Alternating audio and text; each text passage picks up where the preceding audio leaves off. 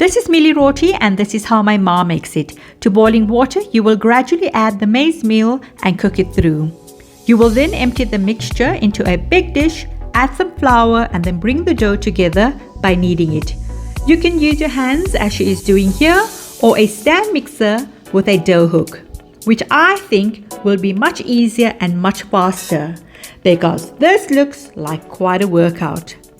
My kitchen counter was quite high for her, so she took this right out onto the stoop and continued to bring the dough together quite nicely. Yep, these rotis need quite a bit of mixing and some arm strength, wouldn't you say?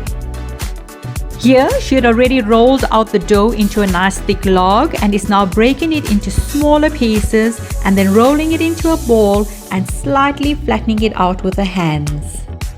My ma's definitely got some moves here, flattening out 2 balls at a time. Now this definitely comes with experience. My mum's been making rotis since the age of 12 or 10 I think.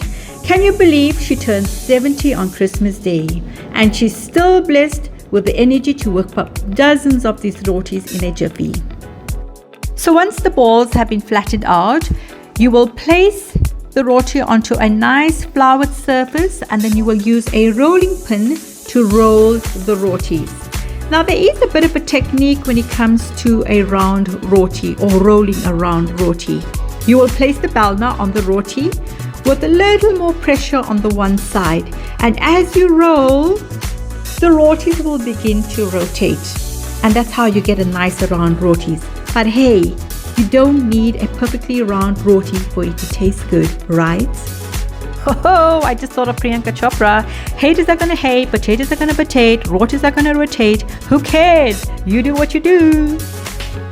Now there is a bit of a technique when it comes to frying these rotis.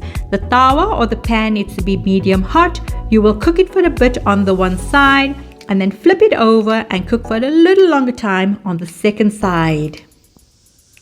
You will then flip it back over like this and you will just wait for that magic to happen.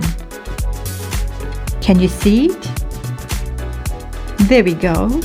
Slowly puffing up. And when this happens, you can be rest assured that you have the perfect Mielie roti. Now these go well with any curry. I particularly like this with soya fish curry, but you can have this with anything that you like. If you enjoyed this video, please do like and subscribe. I will have another video with the full ingredients and step-by-step recipe.